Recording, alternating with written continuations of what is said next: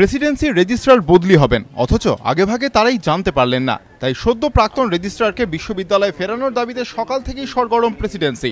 বৃহস্পতিবার প্রেসিডেন্সি বিশ্ববিদ্যালয়ের মূল ফটকের সামনে বিক্ষোভ দেখান ছাত্রছাত্রীরা।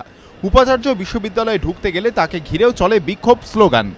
পরিস্থিতি আয়ত্তে আনতে পড়ুয়াদের সঙ্গে বৈঠক করেন উপাচার্য, বৈঠক করেন শিক্ষকদের সঙ্গেও।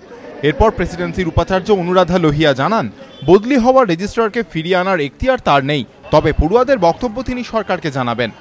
ছাত্ররা অনেক ছোট, ওরা বুঝতে পারে না এসব জিনিস, কিন্তু আমি ওদের বলেছি না করতে কোনো রকম অবস্থান, না করতে ঘেরাও, না করতে স্লোগানিয়ারিং করে আমি কিছু করতে পারবো।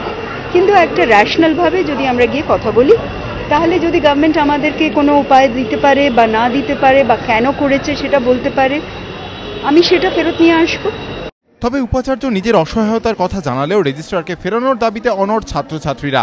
শতাব্দী প্রাচীন প্রেসিডেন্সির মূল ফটকে ঝুলল দাবি সম্বলিত হোর্ডিং। আমাদের শুধু একটা ডিমান্ড যে উনি ফিরে আসুন রেজিস্ট্রার হয়ে, ব্যাস, আর কিছু না।